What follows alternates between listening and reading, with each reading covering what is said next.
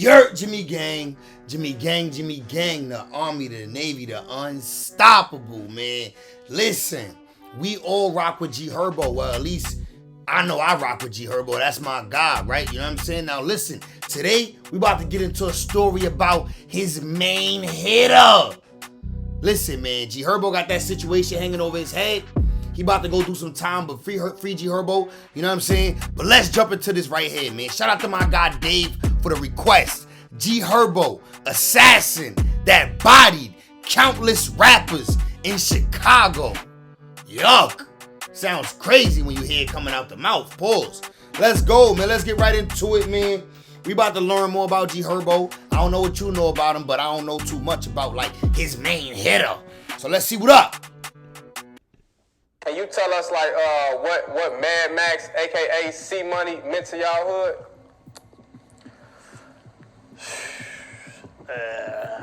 Bros, everything. The tale of Mad Max closely mirrors the experiences of many street gangsters. Powerful, popular, and surrounded by a loyal crew, yet lacking the wisdom to know when to stop. Max wasn't your typical gangster. He was like a demon. We heard his name in a lot of songs. We done heard Mad Max in a few songs.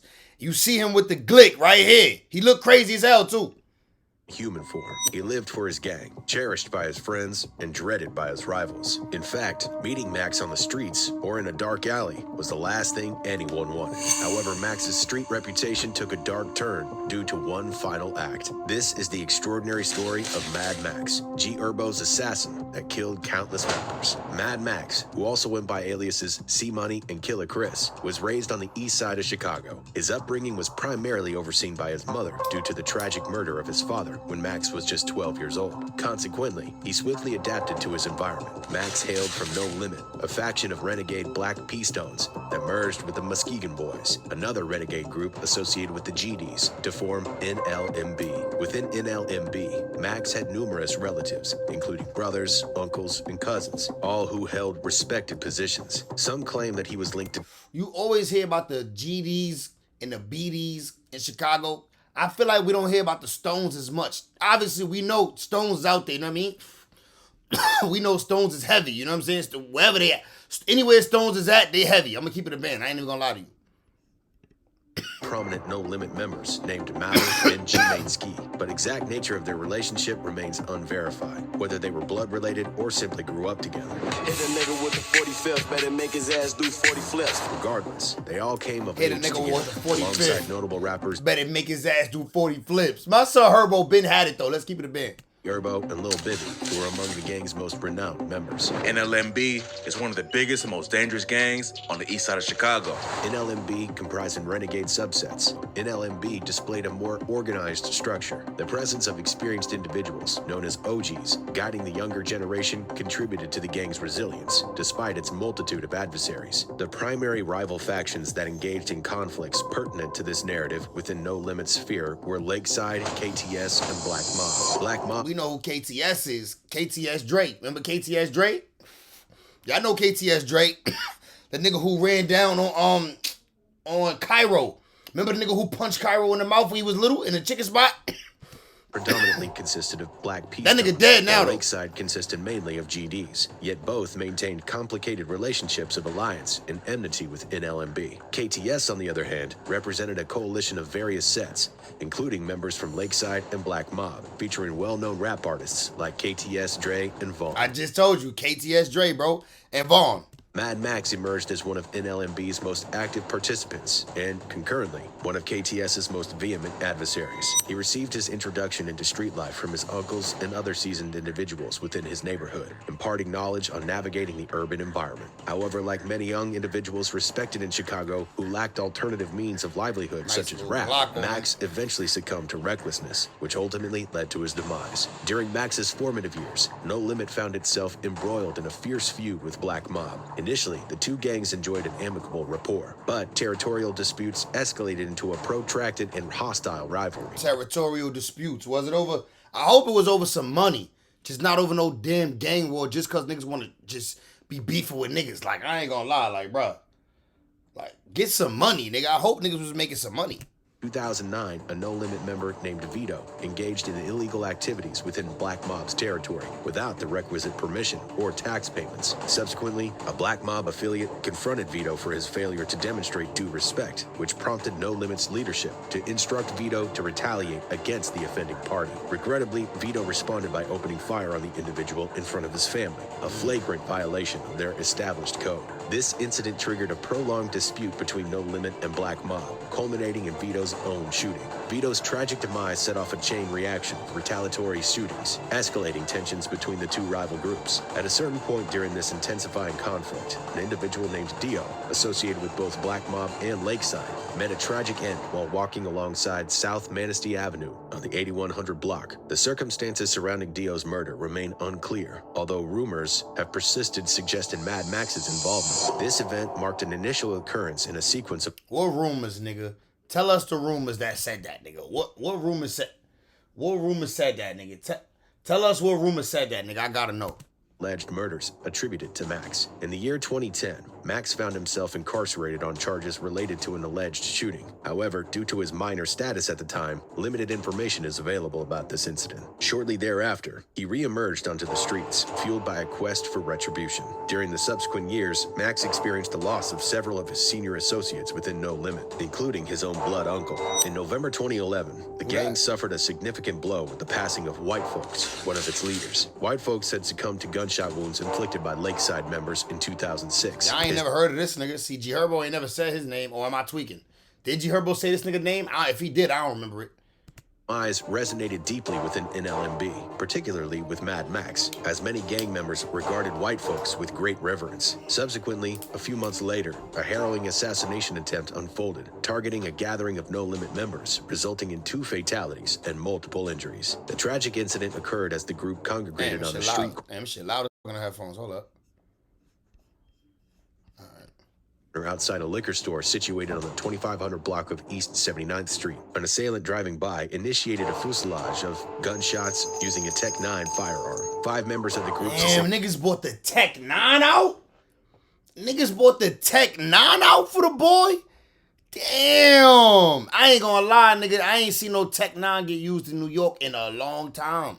Gunshot wounds, tragically leading to the loss of NLMB Rock and Alamo, while 3 others endured severe injuries but survived. Notably, Rock, affectionately embraced by the gang as Rock Block, had transitioned away from street life and had merely come down to engage with some younger associates. In contrast, Alamo, aged 57 with... You already know, bro. If you with him, if you hanging with him, you with him. That's how niggas see it. You hanging with him, you with him. I'm not lying to you, bro. That's how niggas see it. If you hanging with him, you with him, gang. Children represented an older member within the gang. The identity of the perpetrators behind Rock and Alamo's killings remains unclear, though rumors have pointed toward the involvement of KTS members. Rock's close friendship with Mad Max had a profound impact on the latter, and his demise struck Max deeply. Consequently, Max made a solemn vow to exact vengeance upon KTS in the wake of Rock's tragic death. A few months later, in October 2012, tragedy struck when 33-year-old Carlos Alexander, also known as No Limit Big Los. Yeah, see, this war been going on for a minute. Like, this, before Cairo got beat up in that chicken spot that day when he was a little nigga, before that, the war been started. That's why they ran down on him in that chicken spot. They're like, what up? What up, little nigga? You with it? I be seeing you with them niggas. You be with the members, nigga. His demise in the 7900 block of South Escanaba Avenue. Around 10:30 in the morning, while outside his residence, 2 individuals abruptly approached and opened fire on Big Los, swiftly fleeing on foot. Big Los held a dual role in Max's life, serving as both a respected senior figure within No Limit and his blood uncle. Consequently, Big Los' tragic death had a profound impact on Max, transforming him into a relentless pursuer of revenge. Big Los wasn't just one of Max's OGs, but also his blood uncle. So his death really turned him into a savage, and he was out for revenge. Approximately a month later, on November... Yeah, you lose. Not only your homie. He not just your homie out here in this shit thugging with you. He your blood relative. Like, when he got for, like, listen, your aunt, his mom's your aunt. You know what I'm saying? Like, all of that, like, you gotta see that. You gotta, you know what I'm saying? Like, listen, it's nasty out here. You gotta get back. 2012, Anthony Bagsby, commonly known as Bud from Lakeside, met a grim fate while walking along the 2600 block of East 79th Street. He encountered 3 or 4 assailants who subjected him to multiple gunshot wounds. Bud was promptly rushed to Northwestern Memorial Hospital. Bud was tragically pronounced deceased. A memorial service was held in his honor on a Nigga street said corner. who subjected him to many gunshot wounds. Like, nigga, they opened fire. The site of his murder. Friends and loved ones acknowledged Bud's association with the street gang, but they also remembered him as an affable individual who had fallen in with the wrong crowd. No arrests were made in connection with Bud's murder, although rumors persisted linking members of NLMB, including Mad Max, who had been actively seeking rivals following the losses of Rock and Al, individual who had fallen in with the wrong crowd. Look. No arrests were made in connection with Bud's murder, although that's right here. Rumors persisted linking members of NLMB. I like that. That 357 is fire. I ain't gonna lie. I like that bit. Including Mad Max, who had been actively seeking rivals following the losses of Rock and Alamo to the crime. Furthermore, speculations hinted at Bud's presence during the murder of Big Los, Max's uncle. However, Max did not halt his quest for retaliation. On April 4th, 2013, a Lakeside member of the name D'Angelo Simmons, also known as Lolo, found himself in a tragic situation. He was strolling down the street in proximity to his residence, accompanied by another individual, when 2 assailants approached them and unleashed a barrage of gunfire. Lolo sustained a gunshot wound to the chest and was urgently transported to Northwestern Memorial Hospital. Sadly, he succumbed to his injuries later that same day. Bro, how many bodies have we heard about just now? Now, let's keep it a bando. The title is G Herbo's assassin that bodied countless rappers in Chicago. Mad Max did not do all of these bodies. Like, you just telling us the story. You just telling us the whole story of No Limit and how they was like catching bodies and the losses they took. Like, where Mad Max at, nigga? Talk to me about Mad Max, nigga. Like, you talking to me about a lot of niggas related and surrounded him, nigga. I want to hear about Mad Max, nigga. Shit, like the nigga from Shotters. Remember when the nigga said 30, was it 35 he put 135. Like, damn, you caught 135 bodies, my nigga? You psycho. To accounts from friends and family, Lolo had been out shopping for a family outing and was on his way home when the shooting occurred. A family acquaintance described him as a good-hearted individual who happened to be in the wrong place at the wrong time. Law enforcement authorities never officially identified the second individual accompanying Lolo at the time of the shooting. Nevertheless, speculation suggested that it might have been another Lakeside member known as Mac Main. Mac Main was allegedly part of the group in the vehicle that had opened fire on NLM. Mac Main for president. I'd probably paint the White House black if it was my residence. Not that Mac Main, though. Members on the day that Rock and Alamo were killed. Regrettably, no arrests were made in connection with Lolo's murder. Unverified rumors circulated, implying that Mad Max had been the one to fire the fatal shot at Lolo, while Mac Main fled the scene. Additionally, there were speculations that G Herbo had been present during the incident and had pursued Mac Main, ultimately shooting him in the leg. However, these claims remain unconfirmed, as Mac Main did not seek medical treatment. Where'd you get these rumors from? Because show us some tweets, nigga. Show us some tweets, nigga. Show us somebody talking about it saying Mad Max did that. Like, show us some proof, nigga. And was not identified by law enforcement as the individual accompanying Lolo when he was killed. Both Bud and Lolo held respected positions within Lakeside. Members of No Limit frequently exploited their deaths to taunt their adversaries, incorporating references to smoking on Bud and Lolo in songs and on social media platforms. This provocative behavior only served to intensify the ongoing conflict between Lakeside and NLMB. During the summer of 2013, the conflict between No Limit and Black Mob escalated significantly. Around that period, No Limit experienced the loss of its 2 members, Simo and Tracy. They wasted little time seeking retribution. In June 2013, a tragic incident occurred when 24-year-old Jordan Jefferson, a Black Mob member, suffered a fatal gunshot wound to the head in the 2400 block of East 75th Street. The Cook County medical examiner pronounced him dead at the scene. Reverend Isaac Whitman, a local church pastor. Sheesh, man. As soon as them niggas got there, he was already passed away, bro. This shit nasty out in Chicago, I ain't gonna lie. There's some gas in my split right now. Counted that Jordan had assisted him earlier in the day by carrying supplies into his office, and he even attended a church service. However, Jordan expressed uncertainty about joining the church and later walked with the pastor's son to a corner store. Suddenly, 3 gunshots rang out, and the pastor, upon looking up, discovered Jordan lying lifeless on the ground. It was alleged that Bruh, the nigga literally walked out of the church, nigga was going to the corner store? Bro, this how you know shit wicked out here, bro. This how you know it's wicked out here, bro. Max, alongside a group of other individuals from NLMB, encountered Jordan and approached him, firing 3 shots that resulted in his tragic demise. Max's actions appeared to accumulate and growing They list. was plotting on that nigga, bro. They knew he was in church. Somebody was like, yo, bro, guess where this nigga at? You're not gonna believe where I saw this nigga slipping. Where you seen the nigga at? Bruh, I saw this nigga walking in the church with some old nigga, bruh. Sit on that spot, nigga. You know he ain't gonna be in there long. And niggas caught him when he came out and went to the store, bro. That had to be a drop. It's no coinky dink, bro. It's no coincidence, gang. Marking his alleged 3rd murder in less than a year. August 10th, 2013 proved to be a significant loss for NLMB, and they mourned the passing of a respected member named Kobe, whose real name was Jacoby Herring. Kobe was fatally Yeah, G Herbo rap about the Kobe nigga all the time. You always hear him, so outside of McDonald's in 2400 block of South Oglesby Avenue. Kobe shared a close bond with G Herbo, who had spoken about him in interviews and even named a mixtape after him, titled Ballin' Like I'm Kobe. Moments before his death, Kobe had been with Herb and other NLMB members, engaged in a dice game on the block. However, he suddenly decided to head home, declining offers for a ride. Shortly after his departure, gunshots rang out, prompting the group to rush down the block, only to find Kobe lifeless on the street. Who's out here? I'm right here. On point with the leg. Phone them right there, shooting dice. No, they like right here. Bro walked off. Went to the crib, for. We steady hitting shots and shit. We ain't even know this bro getting shot at or none of this shit, for. It's 4 in the morning. You hear me, for? It's 4 in the morning. I'm steady hearing them bitches. We like, damn, somebody get blew down. We steady hearing them bitches. it's your man. Then Imagine this, bro. You hearing that shit. You hearing the shots from the next block over. Like, damn. So who blowing like that? Pause. Like, somebody getting hit, nigga. Somebody is throwing shots out here. 4 o'clock in the morning. You like, all right, cool. It ain't us, nigga. They ain't shooting over here on our block, nigga. Call it a night. Boom. You wake up the next morning, find out, like, nigga, that was your man's got hit up last night. Nigga, while you went to sleep peaceful, thinking everything good, like, all right, it ain't me. Somebody you love, though. I'm up like, fuck. That's Kobe, boy.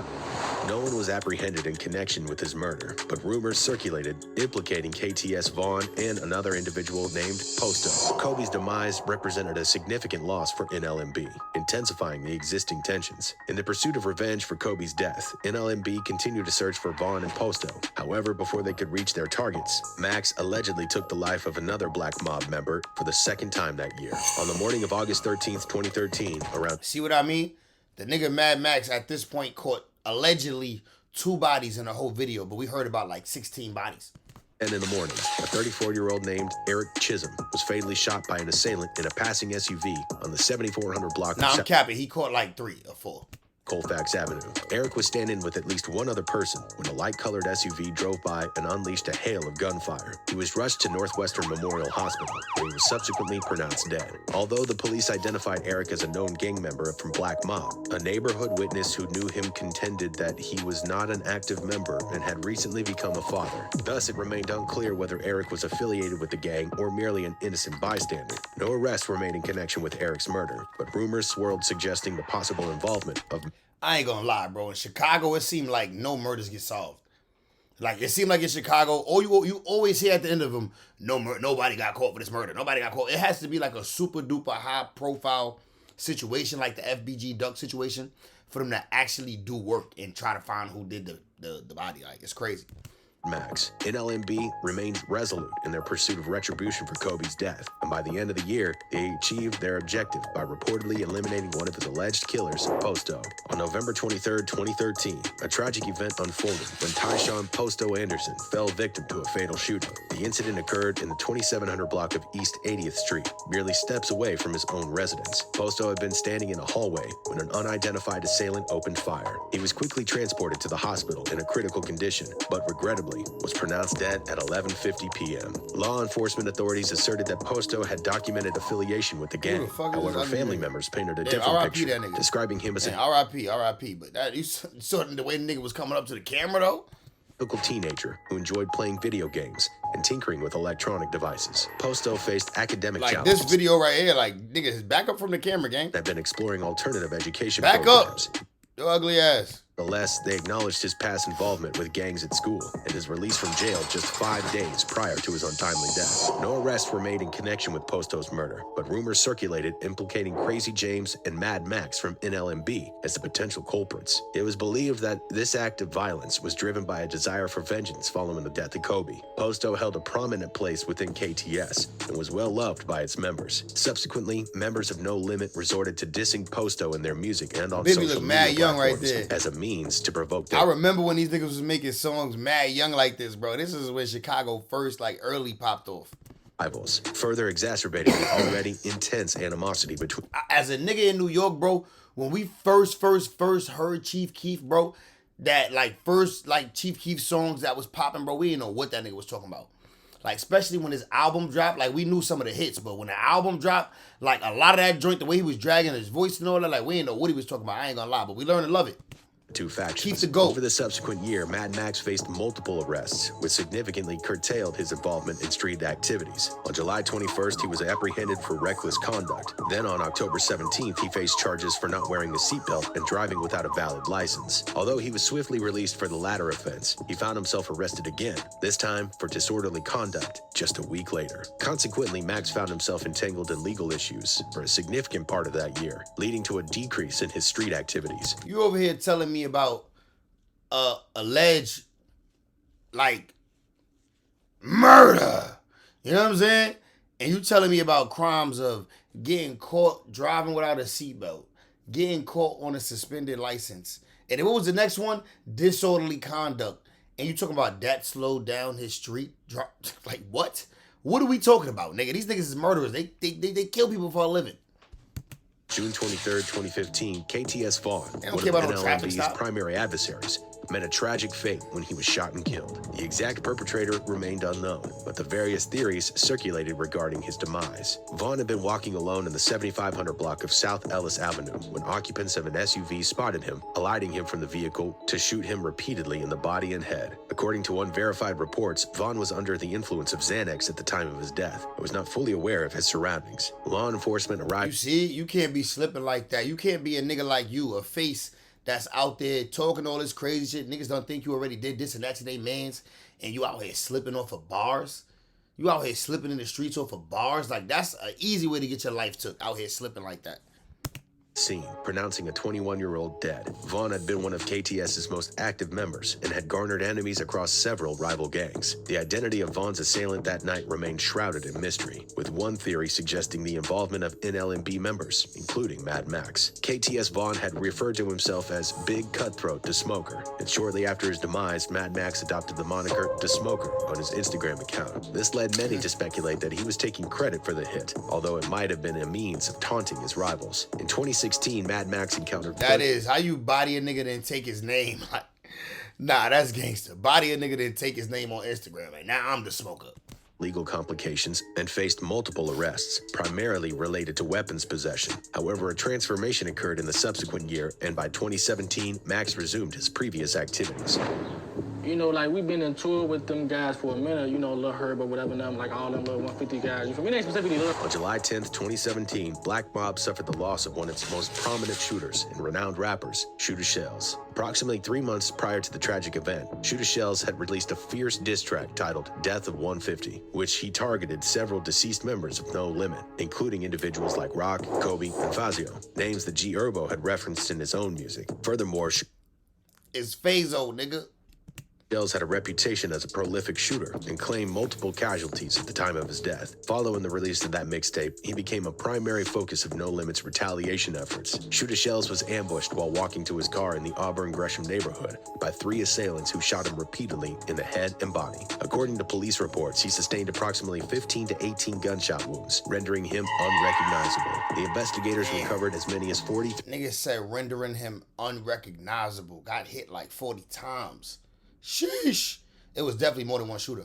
shell casings at the scene. 2 months prior to his demise, the FBI initiated an inquiry into the ongoing conflict between Black Mob and No Limit. Subsequent investigation into Shooter Shell's murder suggested likely connection to the ongoing feud and his provocative diss track. Although no one was apprehended, persistent rumors pointed to the potential involvement of Mad Max. Years following the incident, a police report identified Max as one of the primary suspects in the murder. However, before law enforcement could apprehend him, events in the streets took precedence. On August 3rd, 2018, Mad Max found himself in a situation while in the process of moving into a building located on the 7600 block of South Kingston Avenue. While outside the building, he purportedly spotted an adversary from Lakeside and promptly made a dash toward the building, seeking refuge.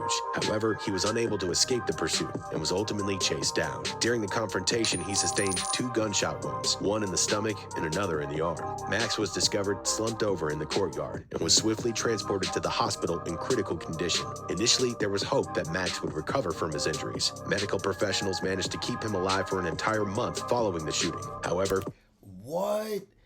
He was in a hospital for a whole month. They worked on him. They really tried to keep him alive, bro. the battle with injuries came. I mean, as you would want, if that's you or your family, you want them to try to keep you alive as long as possible, like until it's like it's over, and now you just suffering. You don't want that. A tragic end on September 3rd, 2018, when he succumbed to his wounds. A few days after the murder, police apprehended a Lakeside member named Terrell Webb, also known as Herbo. Nearly 2 months, but Chicago police have filed their first murder charge stemming from the deadliest weekend Chicago has seen this year. 27-year-old Terrell Webb is accused of shooting and killing a rival gang member. He was charged after a deathbed statement from the victim. It was one of more than a dozen murders the first weekend in August. A deathbed statement from the victim? Wait, so Mad Max told on his deathbed? Come to his wounds. A few days after the murder, police apprehended a the victim. It was one of more than a dozen. Terrell Webb is accused of shooting and killing a rival gang member. He was charged after a deathbed statement from the victim. You hear that? So they saying that. Let's see if they talk about Mad Max, bro. One of more than a dozen murders the first weekend in August. A witness came forward and identified him as the assailant, leading to his arrest. Law enforcement officers also discovered a weapon in his possession. Nonetheless, rumors circulated regarding Max allegedly providing information on his deathbed while he was in the hospital. See, they is talking about Max, bro. Is this true? Succumbing to his injuries, police reportedly visited his room and conducted an interrogation about the shooting. It was purported that Max was persuaded to provide a videotaped statement identifying Herbo as the shooter. Nah, that's no good. That's no good. That's no good. Bro, you're dying. Why would you go out like that? You're already dying, my nigga. Why would you go out like that? Like, why would you go tell them people you already dying, bro? Like, I don't know, bro. That's, to me, I don't know. How you gonna be out here clipping niggas' wings? He done caught allegedly mad bodies, but then on your deathbed, you telling on a nigga who tried to body you or did body you, really you knew you was gonna die? Like, I don't know, bro. That's weird. That's weird. I don't know, but it's alleged though. That's this nigga's story, like. And do you understand who I am and what I do? And did I then ask you if you would agree to speak to me regarding the activated battery when you were shot? Did you wait, this is him? This the real video? Agree to have a conversation with me? And in summary, when we spoke earlier, did you tell me that you were moving into your mother's house? And did you also say that as you were moving into your mother's house, you saw a subject or a person that you knew to be Terrell? That Terrell kicked open the gate and at your mother's apartment building and then proceeded to shoot you with a firearm. I'm sorry, is that a yes? Notably, this video. Oh, wow. Nah, that's on camera, my boy. Ain't no denying that. You cannot deny what's on camera, bro. You can't deny what's on camera, bro. Was never presented in court, and Herbo was subsequently released due to lack of evidence. Nevertheless, the rumor that Max had cooperated with the authorities tarnished his reputation. Many of his adversaries contended that despite his street reputation, he had ultimately compromised it by allegedly cooperating with law enforcement. However, it's important to note that the veracity of these claims has never been substantiated. Despite the controversies... If they'd never been substantiated, then what was the video we just watched? I'm confused, nigga, because if that's him, that's telling. him. Members of No Limit continue to honor Mad Max and grant him the respect he earned as one of their most active participants. Like many individuals who command respect in the streets, Max appeared to struggle with knowing when to step away from the dangerous lifestyle. Had he not met his tragic end, it is conceivable that he would have persisted until encountering legal consequences. Ultimately, he made himself a conspicuous target, and it was merely a matter of time before the consequences of his actions caught up with him. Yeah, he was out here going crazy. Yeah, he was out here burning shit. Like, he was out here burning shit down. Like, listen, man, rest in peace. I ain't gonna lie, though. If he did tell on his deathbed, though, that's going out bad. I ain't even gonna lie to you. That's going out bad, bro. You already know your fate. Why tell? Like, I don't get it. Jimmy Gang, I'm going, though. I see y'all the next one, my boys. Let me know what y'all think about that. Like, what's y'all opinion on that whole situation and all that? Like, did y'all like the video? Y'all like the reaction? Jimmy Gang, I'm going. I'll see y'all in the next one, my boys. Subscribe if you're new around here. Like the video. Comment for the algorithm.